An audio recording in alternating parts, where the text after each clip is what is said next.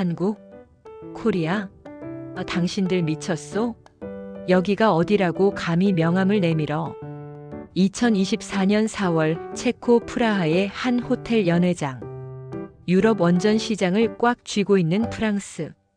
국영전력 회사 EDF의 고위 임원이 한국 대표단을 향해 침을 튀기며 소리쳤습니다. 너희가 가진 기술, 그거 다 40년 전에 미국 거 베낀 거잖아. 짝퉁 주제에 어디서 원전 종주국인 우리 프랑스랑 경쟁을 하려 들어. 주제 파악 좀 해. 당장 짐 싸서 너희 나라로 돌아가란 말이야. 공개적인 장소, 수많은 외신 기자들이 지켜보는 앞이었습니다. 명백한 모욕, 그리고 멸시였습니다. 그 자리에 앉아있던 73세의 김만석 자문위원은 주먹을 꽉 쥐었습니다. 손톱이 손바닥을 파고들어 피가 배어나올 정도였습니다. 하지만 그는 화를 내는 대신 눈을 지그시 감았습니다. 그리고 46년 전 1978년에 그 서러웠던 봄날을 떠올렸습니다. 만지지 마. 이 조센징들아. 너희는 머리가 나빠서 이런 거 이해 못해. 시키면 삽질이나 해. 미국 기술자들에게 걷어차이며 설계도 한 장 훔쳐보기 위해 쓰레기통을 뒤져야 했던 그 시절. 그로부터 반세기가 지난 지금. 대한민국은 전 세계가 불가능하다고 했던 24조 원의 기적을 만들어냈습니다. 프랑스의 콧대를 꺾고 미국의 견제를 뚫고 유럽 한복판에 태극기를 꽂아버린 대한민국의 위대한 승리. 지금부터 가슴 벅찬 그날의 이야기를 시작합니다. 안녕하십니까?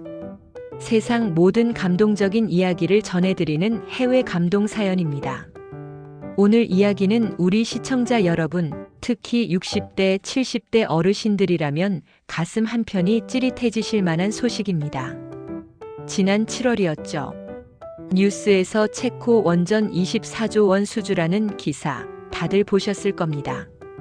와, 우리 대단하네 하고 그냥 넘기셨나요? 하지만 여러분, 이 24조 원이라는 돈 뒤에는 우리가 몰랐던 피 튀기는 전쟁이 숨어 있었습니다. 이건 단순히 물건 하나 파는 장사가 아니었습니다. 100년 넘게 세계 에너지를 지배해온 서구 열강들의 그들만의 리그. 그 높디 높은 성벽을 동방의 작은 나라 대한민국이 맨몸으로 부수고 들어간 사건이었습니다. 지금 전 세계가 난리가 났습니다. 도대체 한국은 정체가 뭐냐? 어떻게 기름 한 방울 안 나는 나라가 저런 기술을 가졌냐? 프랑스 대통령은 충격에 빠졌고 미국 언론들은 한국을 배우자며 대서특필하고 있습니다. 도대체 그곳 체코 프라하에서는 무슨 일이 있었던 걸까요? 그리고 우리 대표단은 어떻게 그 콧대 높은 유럽 코쟁이들을 납작하게 만들어줬을까요? 그 통쾌한 역전 드라마 속으로 함께 들어가 보시죠. 구독과 좋아요는 대한민국을 널리 알리는 힘이 됩니다. 시간을 조금 거슬러 올라가 보겠습니다. 입찰 경쟁이 한창이던 2024년 초반. 분위기는 대한민국에게 절대적으로 불리했습니다. 체코 두코바니 지역의 원자력 발전소 2기를 짓는 이 사업. 사업비만 무려 24조 원. 단군 이래 최대 규모의 수출이자 향후 1000조 원이 넘는 유럽 원전 시장을 선점할 수 있는 황금 티켓이었습니다. 하지만 상대가 너무 강했습니다. 경쟁자는 유럽의 맹주 프랑스였습니다. 프랑스가 어떤 나라입니까? 전 세계에서 원전을 가장 많이 운영하는 원전 제국입니다. 게다가 체코와 같은 유럽연합 EU 회원국이죠. 팔이 안으로 굽는다고 모든 유럽 언론은 프랑스의 승리를 점쳤습니다. 한국? 가전제품이나 잘 만들지 원전은 무리야. 체코가 미쳤다고 유럽 이웃을 두고 아시아 국가를 선택하겠어? 심지어 프랑스 전력공사 EDF 사장은 공식 석상에서 이런 망언까지 서슴지 않았습니다. 한국형 원전은 안전하지 않다. 유럽의 까다로운 안전 기준을 한국 따위가 맞출 수 없다. 싼 게 비지떡이다. 싼 맛에 한국 거 썼다가 후쿠시마 꼴 나고 싶나? 이건 명백한 흑색 선전이었습니다. 우리 기술진들의 자존심을 짓밟는 말이었죠. 당시 현지 협상단에 합류해 있던 김만석 기술자문위원은 이 말을 전해 듣고 숙소에서 밤새 잠을 이루지 못했다고 합니다. 김만석 위원, 올해 73. 그는 대한민국 원전 역사의 산증인입니다. 1970년대 고리 원전 1호기가 건설될 때부터 현장에서 용접봉을 잡았던 분이죠. 그의 기억 속에는 아직도 지워지지 않는 흉터가 하나 있습니다. 바로 1978년의 기억입니다. 야, 킴, 돈 터치. 너희는 저기 가서 시멘트나 날라. 1978년 경남 양산군현 기장군 고리. 대한민국 최초의 원자력 발전소가 지어지던 그때 현장은 그야말로 미국인들의 천국, 한국인들의 지옥이었습니다. 기술이 전무했던 우리는 미국 웨스팅하우스사의 기술을 빌렸어야 했습니다. 그들은 우리를 동료가 아닌 노가다 꾼 취급을 했죠. 미국 기술자들은 에어컨 나오는 사무실에서 커피를 마실 때 우리 기술자들은 땡볕 아래서 삽질을 했습니다. 가장 서러웠던 건 배움에 대한 갈증이었습니다. 어깨 너머로라도 기술을 배우고 싶어서 미국인들이 작업하는 곳에 기웃거리면 그들은 마치 도둑을 보듯이 소리를 질렀습니다. Get out! 나가! 이건 너희 머리로는 이해 못할 기술이야. 설계도 근처에도 오지 마. 당시 27 청년이었던 김만석은 너무나 억울해서 화장실에 숨어 엉엉 울었다고 합니다. 우리는 평생 남의 뒤치다거리나 해야 하나? 우리는 영원히 기술 식민지로 살아야 하나? 하지만 여러분, 우리 한국 사람이 어떤 민족입니까? 하지 말라면 더하고 안 된다고 하면 기어이 해내고 많은 민족 아닙니까? 김만석과 동료들은 포기하지 않았습니다. 낮에는 그들의 멸시를 견디며 시멘트를 날랐지만 밤이 되면 쓰레기통을 뒤졌습니다. 미국 기술자들이 버린 찢어진 도면 조각, 기름 묻은 메모지, 그걸 주워다가 촛불을 켜놓고 밤새 맞춰보며 공부했습니다. 영어를 몰라 사전을 통째로 씹어먹으며 도면을 외우고 또 외웠습니다. 두고 봐라. 언젠가는 내 손으로 우리 기술로 너희보다 더 완벽한 원전을 짓고 말겠다. 그 처절했던 오기. 그 한이 쌓이고 쌓여 오늘날 세계 최고 수준의 한국형 원전이 탄생한 것입니다. 다시 2024년 4월 체코 프라하로 돌아옵니다. 김만석 위원은 거울 속에 비친 자신의 백발을 보며 넥타이를 고쳐맸습니다. 46년 전 그 꼬질꼬질했던 청년 용접공이 이제는 대한민국을 대표해서 여기에 섰다. 오늘은 체코 정부 관계자들을 대상으로 한 최종 기술 설명회가 있는 날이었습니다. 분위기는 살벌했습니다. 이미 프랑스 측의 로비가 들어간 탓인지 체코 심사위원들의 표정은 냉담하기 짝이 없었습니다. 설상가상으로 설명회 시작 직전 프랑스 대표단이 김만석 위원 앞을 막아섰습니다. 프랑스 팀의 수석 엔지니어 마르셀 박사였습니다. 그는 김 위원의 낡은 서류 가방을 곁눈질하며 비웃었습니다. 미스터 킴, 여기까지 오느라 고생했는데 어쩌죠? 어차피 결과는 정해져 있어요. 유럽의 전기는 유럽이 만듭니다. 당신네 그 저렴한 원전은 개발도상국에나 가서 파세요. 여긴 급이 다릅니다. 통역을 들은 우리 젊은 연구원들이 발끈하려던 찰나 김만석 위원이 손을 들어 제지했습니다. 그리고 마르셀 박사의 눈을 똑바로 쳐다보며 또박또박한 한국어로 말했습니다. 전기는 국적이 없습니다. 하지만 안전에는 국경이 있죠. 프랑스는 자존심을 팔려고 왔는지 몰라도 우리는 목숨을 걸고 만든 기술을 보여주러 왔소. 누가 급이 다른지는 들어가서 확인해 봅시다. 김만석 위원의 눈빛에서 뿜어져 나오는 살기. 그것은 단순히 비즈니스맨의 눈빛이 아니었습니다. 지난 50년 가난과 무시를 딛고 일어선 대한민국 산업 여군의 혼이 담긴 눈빛이었습니다. 프랑스 박사는 그 기세에 눌려 자기도 모르게 한 발짝 뒤로 물러섰습니다. 그리고 잠시 후 설명회장의 문이 열렸습니다. 이 문을 열고 들어가면 이제 돌이킬 수 없는 전쟁이 시작됩니다. 과연 우리 대표단은 이미 프랑스 쪽으로 기울어진 운동장을 뒤집을 수 있을까요? 그리고 프랑스 측이 준비한 치졸하고도 강력한 함정이 도사리고 있다는 사실을 이때까지는 아무도 알지 못했습니다. 설명회장 안의 공기는 마치 얼음장처럼 차가웠습니다. 체코 산업부 장관을 비롯한 20명의 심사위원들이 팔짱을 낀 채 우리 대표단을 내려다보고 있었습니다. 그들의 눈빛에는 어디 한번 해봐라는 식의 냉소적인 호기심만 감돌 뿐이었죠. 먼저 마이크를 잡은 건 프랑스 전력 공사 EDF였습니다. 그들의 프레젠테이션은 화려함 그 자체였습니다. 유럽의 에너지는 유럽이 지켜야 합니다. 우리는 50년 넘게 체코와 함께했습니다. 검증되지 않은 아시아의 기술에 유럽의 심장을 맡길 수는 없습니다. 화면에는 에펠탑과 프랑스 국기가 펄럭였고 심사위원들은 고개를 끄덕이며 만족스러운 미소를 보냈습니다.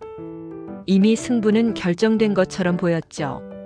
그런데 프랑스 측 발표가 끝나고 우리 한국 대표단이 단상에 오르려는 순간 심사위원석 맨 끝에 앉아있던 한 남자가 손을 번쩍 들었습니다. 그는 평소 친프랑스파로 알려진 체코의 원자력 안전위원장이었습니다. 잠깐. 발표를 시작하기 전에 한 가지 조건을 추가하겠소. 통역을 듣던 우리 대표단의 귀를 의심케 하는 충격적인 발언이 이어졌습니다. 기존에 제출한 서류 심사는 의미가 없소. 지금 즉석에서 가상사고 시뮬레이션을 돌려보시오. 조건은 후쿠시마 사태의 2배 강도. 진도 9.0의 지진이 발생하고 동시에 모든 외부 전력이 끊기고 냉각수 공급마저 차단된 상태에서 원자로가 72시간을 버티는지 증명하시오. 설명회장이 발칵 뒤집혔습니다. 이건 사전에 없던 조건이었습니다. 아니, 애초에 불가능에 가까운 조건이었습니다. 외부 전기도 없이 냉각수도 없이 그 뜨거운 핵연료를 3일이나 식히라니요? 이건 대놓고 한국을 떨어뜨리기 위한 비열한 함정이었습니다. 프랑스 대표단의 마르셀 박사는 회심의 미소를 짓고 있었습니다. 너희가 아무리 잘나봤자 이런 극단적인 상황까지 대비했을 리가 없지. 그런 표정이었습니다. 우리 젊은 연구원들의 얼굴이 사색이 되었습니다. 노트북을 쥔 손이 부들부들 떨렸습니다. 위원장님, 이건 말도 안 됩니다. 규정 위반입니다. 항의해야 합니다. 모두가 웅성거리는 그때 단 한 사람. 73세 김만석 위원만이 태연하게 자리에서 일어났습니다. 그는 양복 안주머니에서 낡은 돋보기를 꺼내 쓰고는 마이크 앞으로 걸어 나갔습니다. 그리고 주름진 입가에 묘한 미소를 띄었습니다. 후쿠시마의 2배 강도라고 하셨습니까? 체코 위원장이 거만하게 대답했습니다. 그렇소. 불가능하다면 지금 기권해도 좋소. 김만석 위원은 천천히 고개를 저었습니다. 그리고 조용히 입을 열었습니다. 아니요. 기권이 아니라 우리가 준비한 게 너무 과했나 싶어서 웃었습니다. 네? 그게 무슨 소리요? 김만석 위원이 신호를 보내자 스크린 화면이 바뀌었습니다. 화면에는 APR-1000이라는 한국형 원전의 설계도가 떴습니다. 위원장님, 유럽의 프랑스는 평야가 많고 지반이 튼튼해서 이런 극한 상황을 상상할 필요가 없었겠죠. 하지만 대한민국은 다릅니다. 우리는 국토의 70%가 산이고 삼면이 바다로 둘러싸여 있으며 바로 머리 위에는 언제 미사일을 쏠지 모르는 북한이라는 적을 두고 있습니다. 김만석 위원의 목소리에 힘이 실렸습니다. 우리는 원전을 지을 때 단순히 전기를 만드는 공장을 짓는 게 아닙니다. 나라가 망하느냐 사느냐 국가의 생존을 걸고 짓습니다. 그래서 우리는 미련할 정도로 과하게 설계합니다. 전기가 끊겨도 물이 끊겨도 심지어 비행기가 원자로에 들이박아도 절대 터지지 않는 요새를 만들어야 했으니까요. 보시지요. 이것이 한국의 피동형 냉각 설비 PACT입니다. 시뮬레이션이 시작되었습니다. 가상의 지진이 발생하고 전기가 끊기자 원자로 온도가 무섭게 치솟기 시작했습니다. 심사위원들이 숨을 죽였습니다. 경고음이 울리기 직전 갑자기 원자로 건물 꼭대기에 있던 거대한 물탱크의 밸브가 저절로 열렸습니다. 전기도 모터도 필요 없었습니다. 오직 중력의 힘만으로 엄청난 양의 냉각수가 쏟아져 내려와 뜨거운 원자로를 식히기 시작했습니다. 전기가 없어도 중력은 사라지지 않습니다.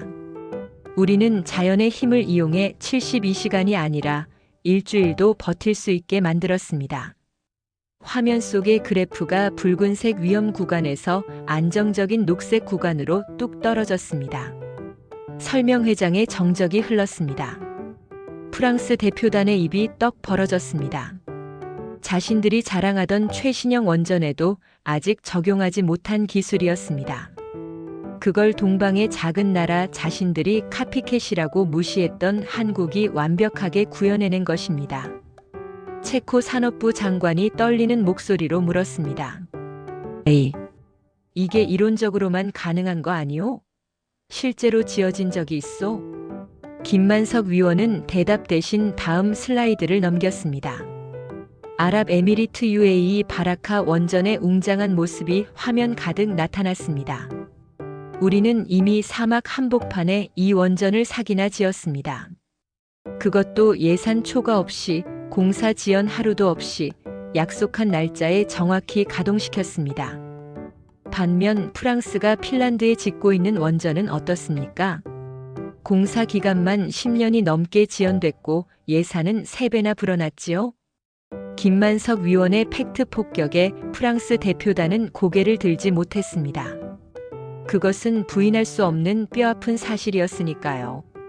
체코 국민들에게 필요한 건 화려한 프랑스의 이름값이 아닙니다. 약속한 날짜에 약속한 예산으로 가장 안전하게 전기를 공급해줄 진짜 친구가 필요한 거 아닙니까? 심사위원들의 눈빛이 변했습니다.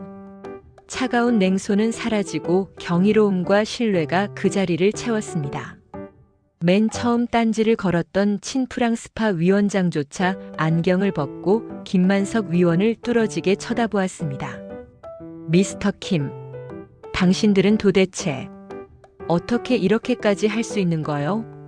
기름 한 방울 안 나는 나라에서.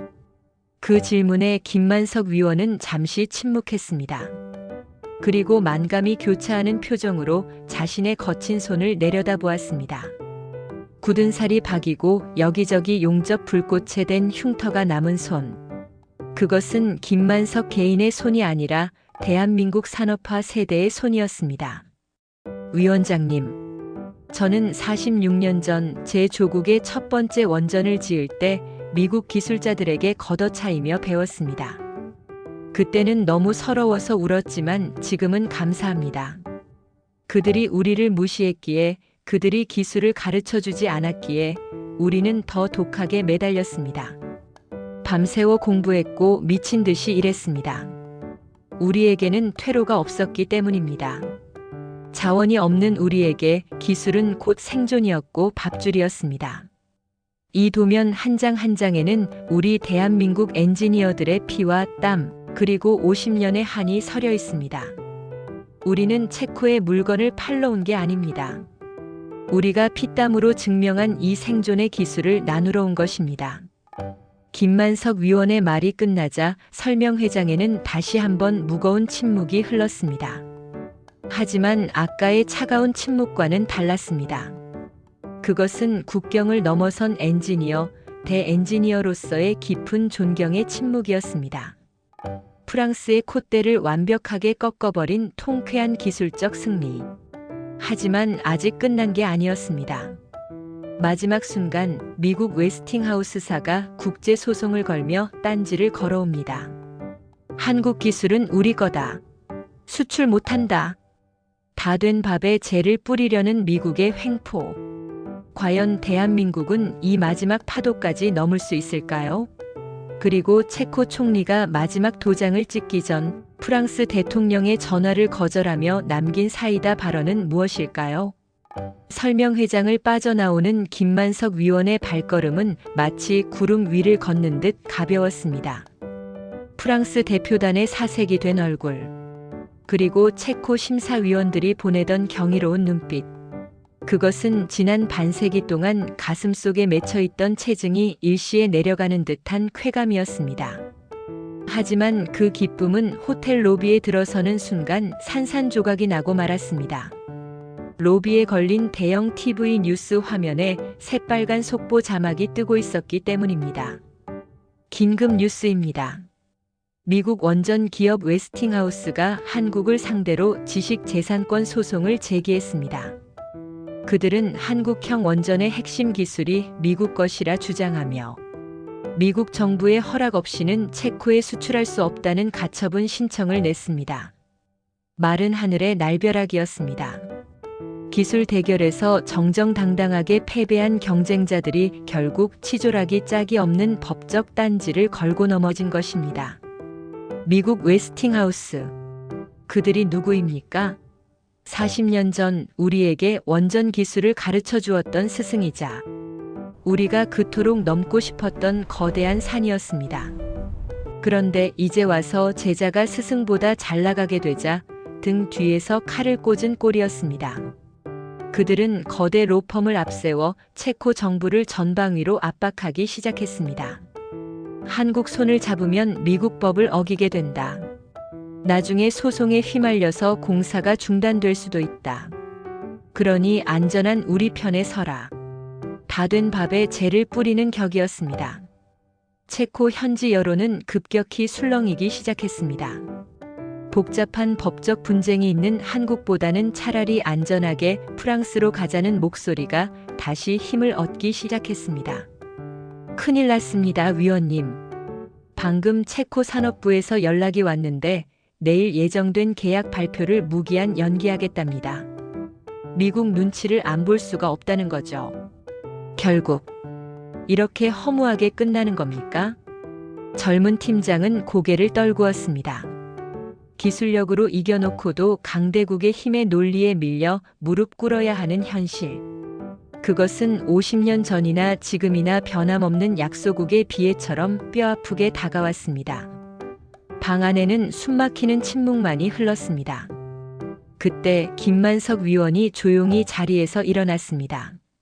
그는 양복 안주머니에서 꼬깃꼬깃하게 접힌 누런 편지 봉투 하나를 꺼냈습니다. 아직 안 끝났어. 내가 만날 사람이 있다. 누구요? 지금 이 상황에서 누굴 만난다는 겁니까? 미국 대사라도 만나시게요? 아니, 체코 총리. 그 사람을 직접 봐야겠어. 그것은 무모한 도전이었습니다. 일개 자문위원이 그것도 약속도 없이 한 나라의 총리를 만난다는 건 불가능한 일이었습니다. 하지만 김 의원은 막무가내였습니다. 체코 총리 관저 앞에는 비가 내리고 있었습니다. 경호원들이 김만석 위원을 막아섰지만 그는 물러서지 않았습니다. 빗물에 젖은 백발을 쓸어 넘기며 그는 정문 앞에 꼿꼿이 서서 경호원에게 편지 봉투를 내밀었습니다. 이걸 총리께 전해주시오. 그리고 꼭 이 말을 전해주시오. 이건 비즈니스 제안서가 아니라 대한민국이 체코에게 보내는 형제의 맹세라고 말이오. 그 편지는 과연 무엇이었을까요? 그것은 1978년 김만석 위원이 고리 원전 현장에서 썼던 빛바랜 일기장이었습니다. 기름때가 묻고 찢어진 종이 위에 피눈물로 적어 내려갔던 기술 독립의 꿈. 그리고 그 마지막 장에는 김 의원이 밤새 쓴 한 장의 편지가 들어 있었습니다. 총리 각하, 우리는 한때 식민지의 아픔을 겪었고 강대국 틈바구니에서 생존을 걱정해야 했던 너무나도 닮은 꼴의 나라입니다. 미국은 우리에게 소송을 걸었지만 우리는 체코에게 우리의 모든 기술을 걸겠습니다. 우리는 단순히 원전을 파는 것이 아닙니다. 강대국의 눈치를 보지 않고 스스로 서는 법 에너지 독립의 길을 당신들과 함께 걷고 싶은 것입니다. 운명의 날 아침이 밝았습니다. 체코 총리 페트르 피알라는 집무실 창가에 서서 깊은 고민에 잠겨 있었습니다. 그의 책상 위에는 미국 대사가 보내온 경고장과 프랑스 마크롱 대통령의 친서, 그리고 김만석 위원의 낡은 일기장이 나란히 놓여 있었습니다. 총리님, 결정하셔야 합니다. 프랑스 대사가 밖에서 기다리고 있습니다. 그리고 방금 미국 측에서 또 전화가 왔습니다. 미국이라. 그들은 자기들 허락 없이는 아무것도 하지 말라고 하지. 프랑스는 자기들이 유럽의 주인이라고 하고, 한국을 선택하면 외교적 마찰이 있을 수 있습니다. 안전하게 가시는 게 낫지 않겠습니까? 총리는 김만석 위원의 일기장을 다시 한번 쓰다듬었습니다. 그 투박한 글씨체에서 느껴지는 진심. 돈이 아닌 목숨을 걸고 기술을 지켜온 사람들의 뜨거운 열정. 그것은 거대한 자본이나 정치적 압력보다 더 강력한 울림이었습니다. 총리는 결심한 듯 수화기를 들었습니다. 하지만 그가 전화를 건 곳은 프랑스도 미국도 아니었습니다. 기자회견 준비해. 지금 바로 발표한다. 전 세계의 이목이 쏠린 기자회견장. 카메라 플래시가 소나기처럼 터졌습니다. 긴장된 표정의 체코 총리가 단상에 올랐습니다. 그는 준비된 원고를 읽는 대신 청중을 똑바로 응시하며 입을 열었습니다. 존경하는 국민 여러분, 지난 수개월간 우리는 수많은 제안을 받았습니다. 어떤 나라는 거대한 자본을 약속했고, 어떤 나라는 강력한 정치적 압박을 가해왔습니다. 하지만 우리는 가장 힘센 나라가 아니라 가장 믿을 수 있는 나라를 선택하기로 했습니다. 오늘 체코 정부는 두코바니 신규 원전 건설 사업의 우선 협상 대상자로 대한민국을 선정합니다. 와! 순간 한국 대표단 쪽에서 환호성이 터져 나왔습니다. 서로 끌어안고 우는 연구원들, 만세를 부르는 직원들. 그것은 기적이었습니다. 계란으로 바위를 깨트린 순간이었습니다. 프랑스 대표단은 믿을 수 없다는 듯 자리를 박차고 나갔고, 미국 변호사들은 황급히 어디론가 전화를 걸었습니다. 총리는 쐐기를 박듯 덧붙였습니다. 우리가 한국을 선택한 이유는 단순합니다. 그들은 약속을 지키는 사람들입니다. 사막에서도 기적을 만들었던 그들의 끈기를 믿습니다. 미국의 소송, 그건 한국이 해결할 것입니다. 우리는 한국의 기술, 아니 한국 사람을 믿습니다. 모든 일정이 끝나고 한국으로 돌아오는 비행기 안. 24조 원 잭팟의 주역들은 모두 골아떨어져 있었습니다. 하지만 단 한 사람, 김만석 위원만은 잠들지 못했습니다. 그는 창밖으로 보이는 까만 밤하늘을 바라보며 조용히 소주 한 잔을 채웠습니다. 그리고 허공을 향해 건배를 올렸습니다. 보고 계십니까? 선배님들. 1978년 그 뜨거웠던 고리 현장에서 용접 불똥에 살이 타들어가면서도 웃음을 잃지 않았던 김 반장님. 야, 만석아. 우리도 언젠가 이런 거 만들어서 외국에 팔아먹을 날이 오겠나? 그렇게 농담처럼 던지셨던 그 말씀이 오늘 현실이 되었습니다. 영어 한마디 못해서 미국 놈들한테 멍청이 소리 들으면서도 밤새 영어 사전 베껴 쓰던 이 기사님. 당신들이 옳았습니다. 당신들이 흘린 그 피땀이 헛되지 않았습니다. 우리가 해냈습니다. 유럽 놈들이, 미국 놈들이 우리한테 고개를 숙였습니다. 존경하는 시청자 여러분, 어르신 여러분, 오늘 뉴스에 나온 24조 원 수주 소식, 그건 단순한 돈벌이 얘기가 아닙니다. 그건 바로 여러분의 인생 성적표입니다. 가난한 나라에 태어나 배운 것 없고 가진 것 없어도 내 자식들에게는 이 가난을 물려주지 않겠다. 그 일념 하나로 청춘을 바치신 여러분. 기름밥 먹는다고 무시당하고 공돌이라고 천대받으면서도 묵묵히 기계를 돌리고 쇳물을 녹였던 여러분의 거친 손마디. 그 손마디 하나하나가 모여 오늘날 전 세계가 경이로워하는 대한민국이라는 거대한 탑을 쌓아 올렸습니다. 이제는 허리가 굽고 눈이 침침해지셨겠지만 부디 어깨를 활짝 펴십시오. 체코의 밤하늘을 밝힐 저 원전의 불빛은 바로 여러분이 50년 전에 피워 올린 작은 불씨가 만들어낸 기적입니다. 누가 뭐래도 당신들은 위대한 영웅입니다. 당신들이 있었기에 지금의 우리가 있습니다. 정말 고생 많으셨습니다. 그리고 진심으로 존경합니다. 감사합니다.